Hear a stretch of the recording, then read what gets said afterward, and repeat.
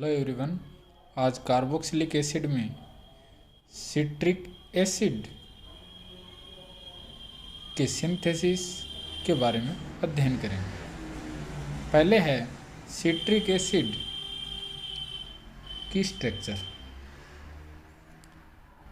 Citric acid की जो structure है वो एक तरह से ये कह दिया जाए, प्रोपेन 1,2,3 ट्राई कार्बोक्सिलिक एसिड है, उसमें यदि दूसरे कार्बन पर OH और जोड़ दिया जाए तो वो एसिड कौन सा होता है? Citric acid. इसका मतलब प्रोपेन 1,2,3 ट्राई कार्बोक्सिलिक एसिड है, उसके ऊपर बीटा पोजीशन पे या सेकंड पोजीशन पे हाइड्रोक्सी ग्रुप जोड़ दिया जाए तो वो एसिड कौन सा होता है? Citric acid. ये 2 hydroxy propane 1,2,3 try carboxylic acid है, ये इसका IUPAC नेम है। सिट्रिक एसिड को सिल्ले ने लेमन नींबू से सिट्रिक एसिड के रूप में सेपरेट किया। सिल्ले ने लेमन से क्या सेपरेट किया? Citric acid. सबसे पहले सिल्ले ने ये काम किया और उन्होंने ये पाया कि लेमन जूस में 6 से 10% सिट्रिक एसिड होता है। सिट्रिक एसिड है वो क्रिस्टल फॉर्म में पाया जाता है और मोनोहाइड्रेट है उस रूप में प्राप्त होता है। क्रिस्टल फॉर्म में मोनोहाइड्रेट रूप में प्राप्त होता है। अब है इसका सिंथेसिस। सिंथेसिस है वो अपन किससे कर रहे हैं? ग्लिसरॉल से। और ग्लिसरॉल आपको ही पता है 1,2,3 ट्राई हाइड्रोक्सी प्रोपेन कह सकते हैं, या कह दूं प्रोपेन 1,2,3 ट्राई प्रोपेन नॉल कह सकते हैं। ग्लिसरॉल में 2 मोल HCl के डिजोल्व किए जाएं तो 1 डिग्री एल्कोहल हैं, वहाँ से OH रिमूव हो जाएगा और क्या जुड़ जाएगा? Cl जुड़ जाएगा। अब यदि देखा जाए तो 2 डिग्री एल्कोहल बना है। ये 2 डिग्री एल्कोहल का PCC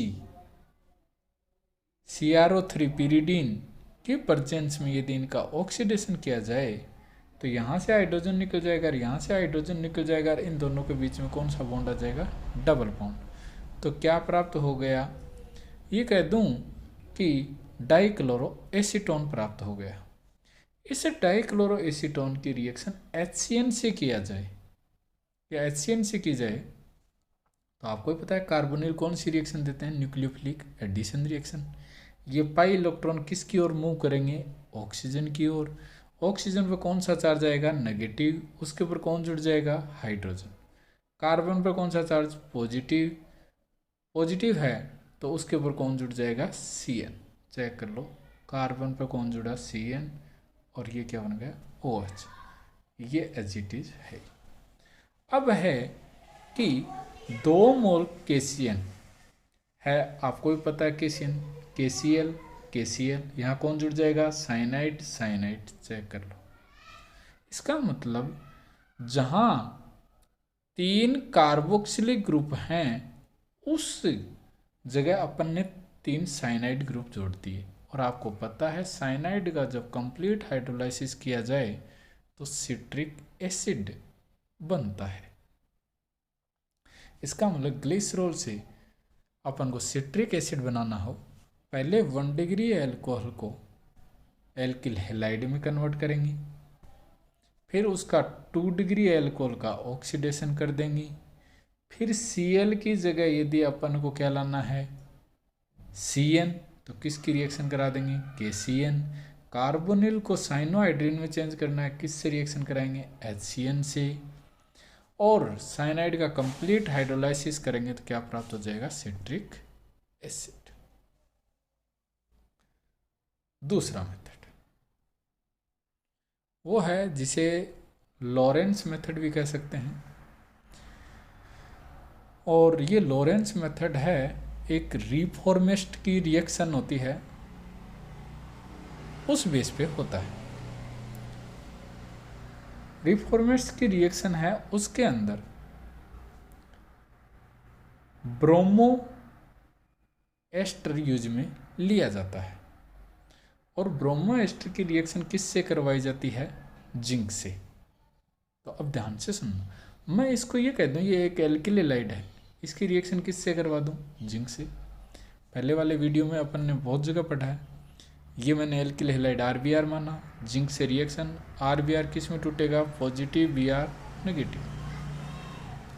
अब है जिंक है, आपको पता है कितने इलेक्ट्रॉन डोनेट करता है? 2। R पॉजिटिव है, उसके पास कितने इलेक्ट्रॉन की डेफिशिएंसी है? 1 की। 1 इलेक्ट्रॉन यदि एक्सेप्ट करेगा तो वो न्यूट्रल हो जाएगा रेडिकल के रूप में।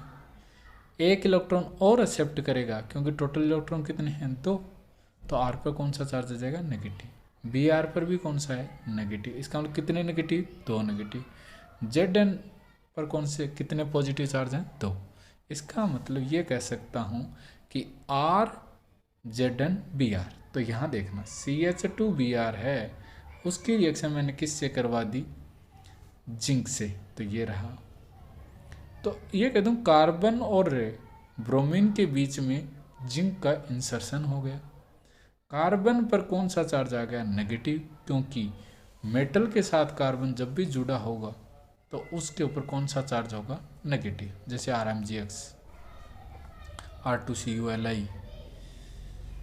तो इस CH2 पर नेगेटिव चार्ज है, तो इसका मतलब ये किसके रूप में बिहेव करेगा? न्यूक्लियोफाइल के रूप में। ये न्यूक्लियोफाइल के रूप में एक कार्बोनिल, दूसरा कार्बोनिल, तीसरा कार्बोनिल, इनमें किस पर अटैक करे? कि क्योंकि ये तो सूडो कार्बोनिल है, कि ये ऑक्सीजन का लोन पेयर है इसके साथ कॉन्जुगेशन में, ये ऑक्सीजन का लोन पेयर भी इसके साथ कॉन्जुगेशन में, बट ये एक ट्रू कार्बोनिल ग्रुप है, इसके ऊपर न्यूक्लियोफाइल अटैक करेगा। कौन सा न्यूक्लियोफाइल अटैक करेगा वो ध्यान से सुनना। CH ये इसने यहाँ अटैक किया और O पर कौन सा चार्ज आया? नेगेटिव। नेगेटिव पर कौन जुड़ेगा? पॉजिटिव। तो O नेगेटिव, ये देखना O नेगेटिव Zn Br। और देखो ये ग्रुप एजिटीज है, देखो CH2 C double bond O ET, ET का मतलब एथिल। ये ग्रुप है इधर रहा, हो गया। अब दूसरा ये जो ग्रुप है वो कौन सा है? CH2 C double bond OET, CH2 C double bond OET। इसका मतलब ये जो एक तरह से एथिल एसीटेट के 2 ग्रुप जुड़े हुए हैं, ये रहा 1 और 3 वाला, और ये एक एस्टर ग्रुप जुड़ा हुआ है। अब OZn Br है, उसका मैं हाइड्रोलाइसिस कर दूं तो O की ओर H और Zn पर कौन जुड़ जाएगा? OH, क्योंकि मेटल बेसिक नेचर की होती है। अब है कि इस O के ऊपर क्या जुड़ गया? H। देखो H, ध्यान से सुनना, ये पहला, ये पहला, ये तीसरा, चेक करो, ये रहा तीसरा, ये दूसरा, ये रहा दूसरा। अब एस्टर का जब भी अपन हाइड्रोलाइसिस करते हैं, कार्बोनिल की ओर OH लगा देते हैं और OET की ओर क्या लगा देते हैं? H लगा देते हैं। कार्बोनिल की ओर OH और OET की या एथोक्सी की ओर H, कार्बोनिल की ओर OH, इधर H, और उससे क्या प्राप्त हो जाता है? Citric acid. ये बहुत ही बेस्ट मेथड है, इससे इल्ड भी ज़्यादा प्राप्त होती है। ये लॉरेंस ने दिया था, इसलिए इस मेथड का नाम क्या रख दिया? Lawrence method. इसका मतलब सिट्रिक एसिड बनाने के लिए अपन ने 2 मेथड पढ़े, पहला ग्लिसरॉल और दूसरा कौन सा? Lawrence method. लॉरेंस मेथड में अल्फा हेलो एस्टर या ब्रोमो एस्टर की रिएक्शन पहले जिंक से करवाएंगे, न्यूक्लियोफाइल जनरेट होगा। न्यूक्लियोफाइल ऑक्जेल एसिटिक एस्टर, ध्यान से सुनना, ऑक्जेल, ये एक तरह से ये कहा जाए ऑक्जेल है। ऑक्जेल कैसे? ऑक्जेलिक एसिड, ये ऑक्जेलिक एसिड ही तो है, यहाँ एसिड की जगह क्या है? एस्टर है। देखो अब है ऑक्जेल हो गया ये तो एक तरह से, और ये है एसिटिक, और है क्या? एस्टर। तो इस तरह नोमेनक्लेचर आनी चाहिए। इसका मतलब अल्फा हेलो एस्टर की रिएक्शन पहले जिंक से करवाएंगे, न्यूक्लियोफाइल जनरेट होगा, न्यूक्लियोफाइल ऑक्जेल एसिटिक एसिड के ट्रू कार्बोनिल ग्रुप के साथ रिएक्शन, कौन सी रिएक्शन, न्यूक्लियोफिलिक एडिशन रिएक्शन देगा। फिर अपन हाइड्रोलाइसिस कर देंगे, ओ पर क्या जुड़ जाएगा, एच जुड़ जाएगा। फिर तीनों एस्टर हैं उसका हाइड्रोलाइसिस करेंगे तो 3 कार्बोक्सिलिक ग्रुप जनरेट होंगे और क्या प्राप्त हो जाएगा, सिट्रिक एसिड।